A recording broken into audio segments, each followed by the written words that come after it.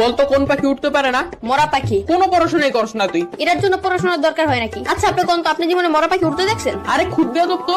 এই তোর নাম কি? কত গুরান কে মরা পাখি উঠতে পারে? এই তুই থাকুস কই? আমার বাসায় থাকি। বদমাইশ, তোর বাসা কই এটা জিজ্ঞেসি। না আপনি জিজ্ঞেসেন আমি কই থাকি। আজব তো, এবার কত তোর বাসা কই? আরে আমি যেখানে থাকি ওই জায়গায় আমার বাসা। তোর কিন্তু আমি মাইর দিমু। পড়া তো পারস না, আবার তেরামি করস। কেন কোন পড়া পারি নাই আমি? ওই দিন তোর একটা অঙ্ক জিজ্ঞাসিলাম, পারস নাই। কোন অঙ্ক পারি নাই? ধরেন এখন ধর তোর কাছে 20 টাকা আছে, তুই 10 টাকা তোর বন্ধুরে দিলি, তোর কাছে কয় টাকা থাকে? আপনি অঙ্ক বাদ দেন, আমি কি এতই বললো যে 10 টাকা দিয়া দিমু? এই যে কোথায় কোথায় বেয়াদবি করস। এত সহজ অঙ্ক ধরলাম তাও পারস না। কি পড়স তুই? শার্ট পরি, প্যান্ট পরি, গেঞ্জি পরি, জুতা পরি। ওই স্যার করতে হইব না, মাথায় জ্ঞান বুদ্ধি বলতে কিছু নাই তোর। আপনার চেয়ে বেশি আছে। আবার তেরামি করস। কেন আমি কি? আপনি আমার বুদ্ধি পরীক্ষা করে দেখেন। তাইলে ক, সমুদ্রের মাঝখানে একটা লেবু গাছ থাকলে তুই লেবু কেমনে আনবি? বাজার থেকে কিনে আনবো। আর আমি বুঝাইতে চাইতেছি যে ওই গাছ থেকে লেবু কেমনে আনবি। ডানা দিয়ে উইরা উইরা। তোর তো ডানাই নাই, ডানা কি তোর বাপে লাগাইবো? সমুদ্রের মাঝখানে লেবু গাছকে তোর বাপে লাগাইবো?